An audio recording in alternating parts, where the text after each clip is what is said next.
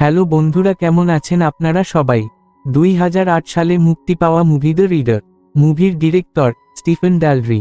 মুভির IMDb rating 7.6 out of 10। Rotten tomato 63%।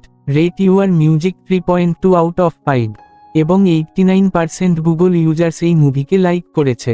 এটা drama, romance, স্টিমি romance ও mystery movie. এই মুভিটা সত্য ঘটনা নিয়ে অবলম্বন করা। তাহলে চলুন একটি স্পয়লার অ্যালার্ট দিয়ে মুভির গল্পটা শুরু করা যাক। গল্পের শুরুতে আমরা 1995 সালের জার্মানি দেশ বার্লিন শহরকে দেখতে পাই। এই শহরের একটা ভাড়া বাড়িতে বসবাস করত 55 বছর বয়সী একজন ভদ্রলোক যার নাম মাইকেল। মাইকেল পেশায় একজন সরকারি উকিল। একই সাথে মাইকেলের বাড়িতে আমরা ব্রিজিট নামের একজন প্রস্টিটিউটকে দেখতে পাই। এই দুজনের সহাবস্থান থেকে আমরা জানতে পারি যে মাইকেলের একসময় একটি সুখী পরিবার ছিল, কিন্তু কিছু সমস্যার কারণে তার স্ত্রী তাকে ডিভোর্স দিয়ে দেয়, যার ফলে তাদের সুখের সংসার ভেঙে যায়। এই দুঃখের মাঝে মাইকেল ব্রিজিটের সাথে সময় কাটিয়ে নিজের মনকে শান্ত করার চেষ্টা করে। এছাড়াও মাইকেলের একটি মেয়ে আছে যার নাম জুলিয়া। অনেক বছর আগে জুলিয়া পড়াশোনার জন্য ফ্রান্সে চলে যায় এবং সেখানেই স্থায়ীভাবে বসবাস করতে থাকে।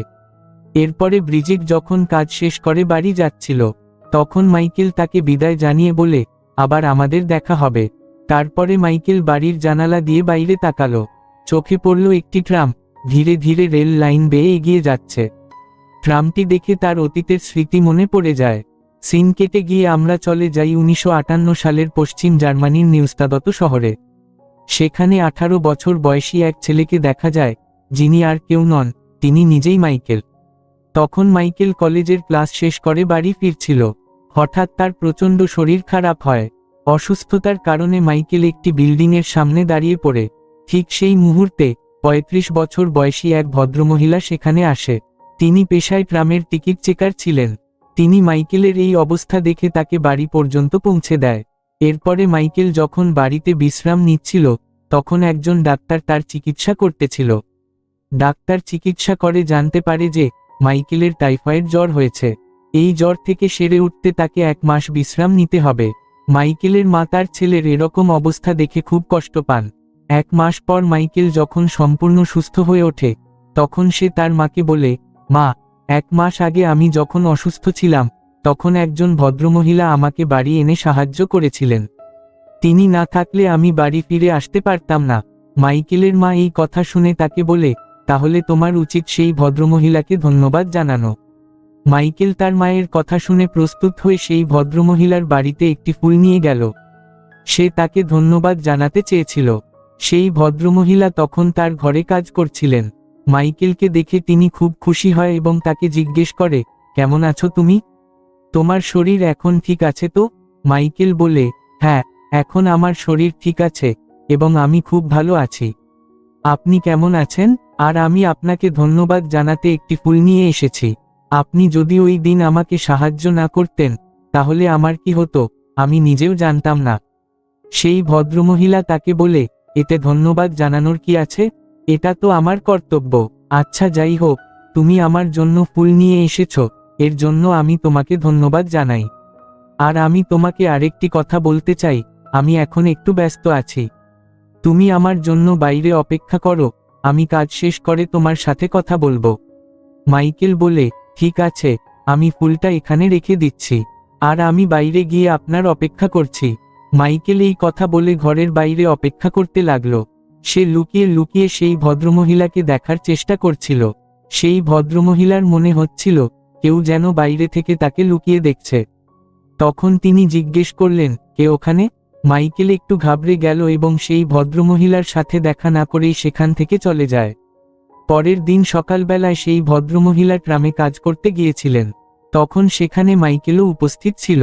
মাইকেল সেই ভদ্রমহিলাকে দেখছিল, কিন্তু সে তার সাথে চোখে চোখ রেখে কথা বলতে পারছিল না, কারণ সে ভয় পাচ্ছিল। একদিন মাইকেল সাহস করে আবার সেই ভদ্রমহিলার বাড়িতে চলে যায়।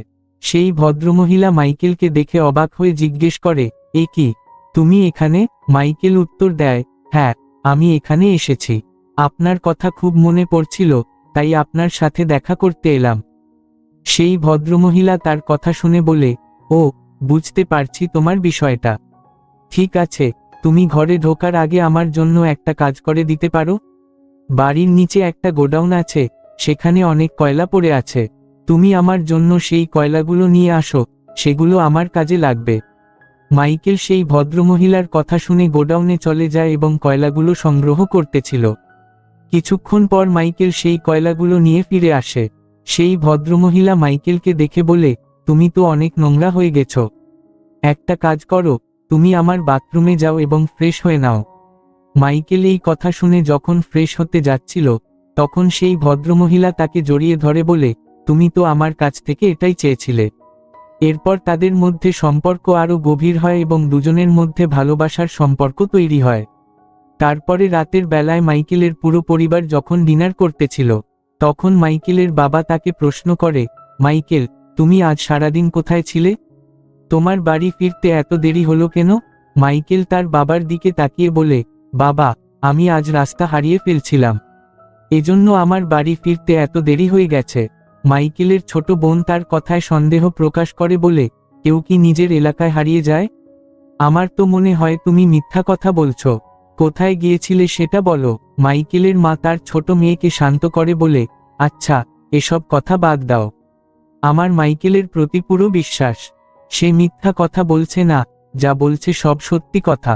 এরপরে মাইকেল তার বাবাকে বলে, বাবা, আমি এখন পুরোপুরি সুস্থ হয়ে গেছি। তাহলে কি আমি আগামীকাল থেকে কলেজে যেতে পারি? মাইকেলের বাবা তার কথাটি শুনে প্রায় 10 মিনিট চিন্তা ভাবনা করে। চিন্তা শেষে তিনি মাইকেলকে বলে, ঠিক আছে, তুমি আগামীকাল থেকে কলেজে যেতে পারবে। তারপরে মাইকেল কলেজের ক্লাস ফাঁকি দিয়ে সে ওই ভদ্রমহিলার বাড়িতে চলে যায়। সেখানে তারা দুজন একে অপরের সাথে সুন্দর সময় ও ভালোবাসার মুহূর্ত কাটায়। কিছু সময় পর তাদের সান্নিধ্যের মুহূর্ত শেষ হলে মাইকেল সেই ভদ্রমহিলাকে প্রশ্ন করে, আমাদের দুজনের মধ্যে এতদিনে অনেক কিছুই হয়ে গেছে, কিন্তু আমি এখনো আপনার পরিচয় জানতে পারিনি। আপনি কি আমাকে বলবেন, আপনার আসল পরিচয় কি? ভদ্রমহিলা মাইকেলের প্রশ্ন শুনে মৃদু হেসে উত্তর দেন, আমার নাম হানা, এবং আমার বয়স 35 বছর। এই কথোপকথনের মাধ্যমে আমরা জানতে পারি যে, মাইকেল এবং হানার বয়সের মধ্যে কিছু পার্থক্য রয়েছে। এই পরিচয় প্রকাশের মাধ্যমে তাদের সম্পর্কে নতুন একটা দিক উন্মোচিত হয়, যা তাদের ভালোবাসা সম্পর্ককে আরও গভীর ও অর্থবহ করে তোলে। এরপরে মাইকেল যখন বাড়ি ফিরে যাচ্ছিল, তখন হানা তাকে ডেকে বলে, শোনো, আমাদের মধ্যে যা কিছু হয়েছে, সেগুলো শুধু আমাদের মধ্যেই থাকবে। কিন্তু যদি তুমি আবার আমার সাথে এমন কিছু করতে চাও, তাহলে আমার একটি শর্ত আছে। মাইকেল থমকে দাঁড়ালো এবং তার কৌতূহল জাগল। হানা গম্ভীর কণ্ঠে বলতে লাগল, তুমি যদি আমার বাড়িতে আসো তাহলে আমাকে একটি গল্পের বই পড়ে শোনাতে হবে, তবেই আমাদের মধ্যে ওইসব হবে অথবা নয়। মাইকেল হানার কথা শুনে তাকে বলে, আমি আপনার সব শর্তে রাজি আছি। মাইকেল এবং হানা তারা দুজন সাইকেলে চড়ে একটি সুন্দর জায়গায় ঘুরতে বেরিয়েছে। সাইকেল চালাতে চালাতে তারা দুজন একটি ছোট্ট রেস্টুরেন্টে পৌঁছায়। রেস্টুরেন্টটি প্রকৃতির মাঝে শান্ত ও মনোরম পরিবেশে অবস্থিত। চারপাশে সবুজ গাছপালা, ফুলের বাগান এবং দূরে পাহাড়ের দৃশ্য তাদের মনকে শান্তি দেয়। রেস্টুরেন্টে ঢোকার পর মাইকেল হানাকে বলে, হানা, আপনি মেনু কার্ড দেখে বলুন, আপনি কি খেতে চান? হানা হেসে উত্তর দেয়, মাইকেল, তুমি যা খাবে, আমিও তাই খাবো। আমার কোনো সমস্যা নেই। মাইকেল হাসতে হাসতে রেস্টুরেন্টের ওয়েটারকে অর্ডার দেয় এবং তারা দুজন একসাথে সুস্বাদু খাবার উপভোগ করে। খাওয়া দাওয়া শেষ করে তারা দুজন আবার সাইকেলে চড়ে ঘুরতে বেরিয়ে পড়ে। মাইকেল তার ডায়েরিতে লিখতে থাকে, আজ হানার সাথে কাটানো সময়টা সত্যিই অসাধারণ ছিল।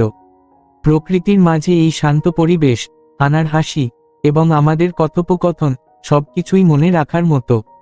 এই জায়গাটা এত সুন্দর যে মনে হয় এখানে আবার ফিরে আসি। সিন কেটে যায় এবং আমরা আবার মাইকেলের বর্তমান সময়ে ফিরে আসি। লক্ষ্য করলে দেখা যায়, মাইকেল তার পুরনো ডায়েরিটি পড়তে ব্যস্ত। সেই ডায়েরিতে সে তার অতীতের কথা, অনুভূতি ও অভিজ্ঞতাগুলো লিপিবদ্ধ করে রেখেছিল। ডায়েরির পাতাগুলো উল্টাতে উল্টাতে তার চোখের সামনে ভেসে ওঠে সেই সব স্মৃতি, যা অনেক দিন ধরে সে ভুলে থাকার চেষ্টা করেছিল। ডায়েরি পড়া শেষ করে মাইকেল বাড়ি থেকে বেরিয়ে আদালতের দিকে রওনা দেয়। কিছুক্ষণ পর মাইকেল আদালতে পৌঁছে যায়। আদালতে বসে কাজ করার সময় হঠাৎই তার মনে পড়ে যায় সেই পুরনো স্মৃতিগুলো, যা ডায়েরিতে লেখা ছিল। তার মন আবারও অতীতের দিকে হারিয়ে যায়, এবং সে কিছুক্ষণের জন্য বর্তমান থেকে বিচ্ছিন্ন হয়ে পড়ে। তারপরে সিন কেটে আমরা আবার মাইকেলের ফ্ল্যাশব্যাকে চলে যাই। দেখা যায় মাইকেল যখন ক্লাস করতে বসেছিল তখন তার পাশের বেঞ্চে সুফি নামের একটি মেয়ে বসেছিল। সুফি মাইকেলকে আগে থেকেই পছন্দ করত, কিন্তু মাইকেল সুফিকে পছন্দ করত না। তার কারণ সে হানাকে পছন্দ করত। অন্যদিকে হানা যখন কাজ করতেছিল তখন তার সামনে বস চলে আসে। বস তাকে বলে, হানা, তোমার প্রমোশন হয়ে গেছে, এখন থেকে তোমার টিকিট চেকিং করা লাগবে না, তুমি এখন থেকে অফিসে বসে কাজ করবে। দেখা যায় হানা এই কথা শুনে অতটা খুশি হয়নি। কয়েকদিন পর মাইকেলের জন্মদিন চলে আসে। মাইকেল তার জন্মদিনটা পালন করে হানার বাড়িতে, কিন্তু হানা মাইকেলের সাথে খারাপ ব্যবহার করে, যেটা দেখে মাইকেল হানাকে বলে, আমি যদি অজান্তে আপনাকে কষ্ট দিয়ে থাকি তাহলে আমাকে ক্ষমা করবেন, আমি এক্ষুনি বাড়ি থেকে বেরিয়ে যাচ্ছি। এরপরে আরও কয়েকটা দিন পেরিয়ে যায়। মাইকেল তার কলেজের বন্ধুবান্ধবদের সাথে একটা জায়গায় ঘুরতে এসেছিল। তখন সুফি মাইকেলকে বলে, কি হয়েছে মাইকেল, তুমি এভাবে চুপচাপ বসে আছো, চলো আমরা মজা করি। মাইকেল সুফিকে বলে, না, আমার ভালো লাগতেছে না, আমাকে একা ছেড়ে দাও। আরেকদিকে হানা তার ব্যাগপত্র নিয়ে বাড়ি ছেড়ে চলে যায়। মাইকেল হানার কথা এতটাই চিন্তা করতে থাকে যে সে আর অপেক্ষা করতে না পেরে তার বাড়িতে চলে যায়। মাইকেল হানার বাড়িতে এসে দেখতে পায় যে সে বাড়িতে নেই। মাইকেল তার জন্য অনেকক্ষণ অপেক্ষা করে, কিন্তু হানা ফিরে আসে না। এভাবে মাইকেল হানার অপেক্ষা করতে করতে 8টি বছর পার করে ফেলে। এখন আমরা দেখতে পাই যে মাইকেল অনেক বড় হয়ে গেছে। সে এখন ইউনিভার্সিটির আইন বিভাগে পড়াশোনা করছে। একদিন আইন বিভাগের শিক্ষক সকল শিক্ষার্থীদের বললেন, আগামীকাল তোমাদের ফিল্ড ভিজিট ও ভাইভা আছে, একটি আদালতে আমাদের যেতে হবে, তাই সবাই প্রস্তুতি নিয়ে আসবে। পরের দিন সকালে বিশ্ববিদ্যালয়ের শিক্ষক এবং শিক্ষার্থীরা একটি ফিল্ড ভিজিটের জন্য আদালতে গিয়েছিল। মাইকেলও তাদের সঙ্গে ছিল। আদালতে পৌঁছে সে হঠাৎই লক্ষ্য করে যে সেখানে হানাও উপস্থিত। হানাকে দেখে মাইকেল কিছুটা চমকে যায়, কারণ বহু বছর পর সে হানাকে আবার দেখতে পেয়েছে। দেখা যায় হানা একটি মামলায় অপরাধী হিসেবে জড়িত। মামলাটির বিষয় হল হানার বিরুদ্ধে বেশ কিছু নিরীহ মানুষকে হত্যার অভিযোগ আনা হয়েছে, অর্থাৎ তার উপর খুনের অপবাদ রয়েছে। প্রথমে হানা এই অভিযোগ সম্পূর্ণরূপে অস্বীকার করে এবং জোর দিয়ে বলে যে সে কাউকে হত্যা করেনি। কিন্তু পরে অপ্রত্যাশিতভাবে হানা হঠাৎ করেই তার অপরাধ স্বীকার করে নেয় এবং বলে, হ্যাঁ, আমি সেই লোকদের হত্যা করেছি। মাইকেল এই কথা শুনে গোপনে একটি তদন্ত শুরু করে।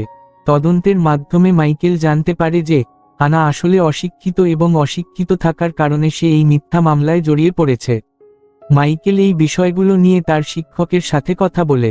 শিক্ষক মাইকেলের কথাগুলো মনোযোগ সহকারে শোনেন এবং বলেন, মাইকেল, তুমি আমাকে যা কিছু বলেছ আমি সব কথা গভীরভাবে শুনেছি, কিন্তু হানা যখন আদালতে নিজেই স্বীকার করে নিয়েছে যে সে অপরাধ করেছে, তখন আমরা আর কি করতে পারি?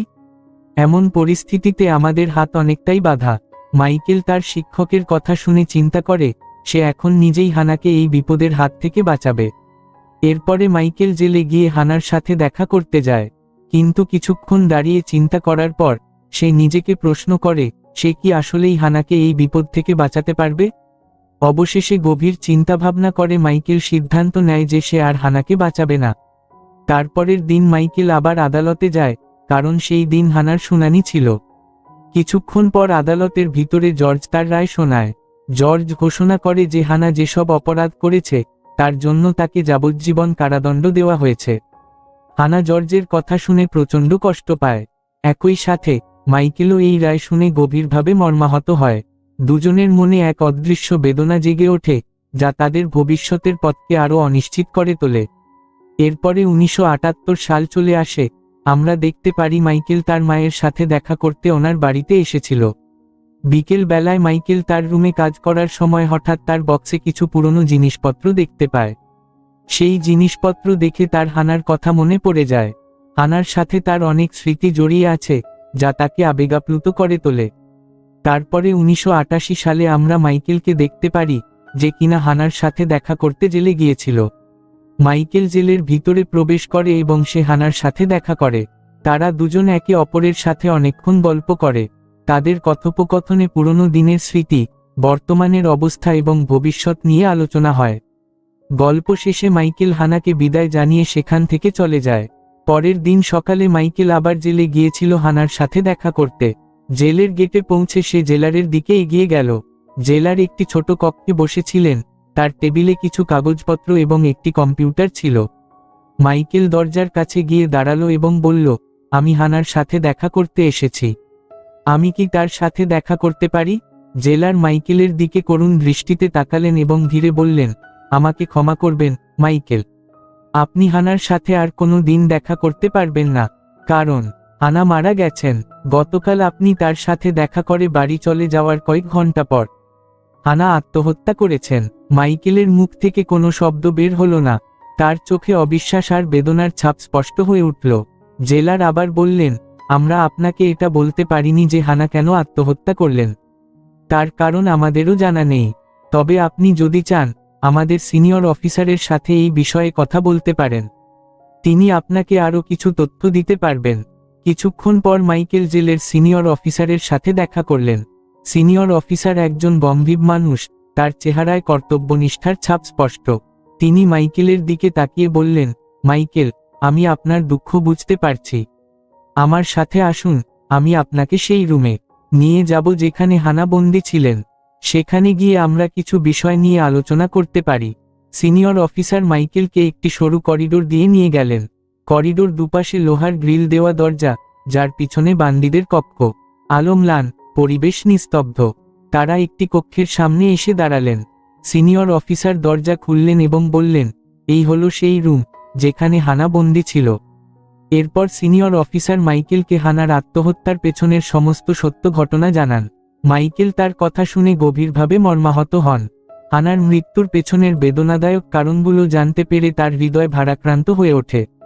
তারপর গল্পটি 1995 সালের দিকে ফিরে যায়, যখন মাইকেল তার মেয়ে জুলিয়াকে নিয়ে একটি কবরস্থানে চলে আসে। মাইকেল কবরস্থানে এসে তার মেয়ে জুলিয়াকে হানার কবর দেখায়। নিস্তব্ধ পরিবেশে তারা দুজন কবরের সামনে দাঁড়িয়ে থাকে। মাইকেলের চোখে বেদনার ছাপ স্পষ্ট, আর জুলিয়া তার বাবার পাশে থেকে অনুভব করে কিছু গভীর বিষয় ঘটেছে। জুলিয়া কৌতূহলী হয়ে তার বাবাকে প্রশ্ন করে, বাবা, এটা কার কবর? তখন তার বাবা তাকে সব ঘটনা জানিয়ে দেয় এবং এই থেকে মুভির গল্পটা এখানেই শেষ হয়ে যায়। Thank you for watching. ভিডিওটি যদি ভালো লেগে থাকে তাহলে একটি লাইক করে দেবেন, বন্ধুবান্ধবের কাছে শেয়ার করে দিবেন, কমেন্ট করে আপনার মতামত জানাবেন এবং চ্যানেলে যদি নতুন হয়ে থাকেন চ্যানেলকে সাবস্ক্রাইব করে পাশে থাকা বেল আইকনটি বাজিয়ে অল বাটনে ক্লিক করে দিবেন নতুন ভিডিও নোটিফিকেশন পাওয়ার জন্য। তো আজ এই পর্যন্তই। আপনারা সবাই ভালো থাকবেন এবং সুস্থ থাকবেন। আবার দেখা হবে পরবর্তী একটি নতুন ভিডিওতে।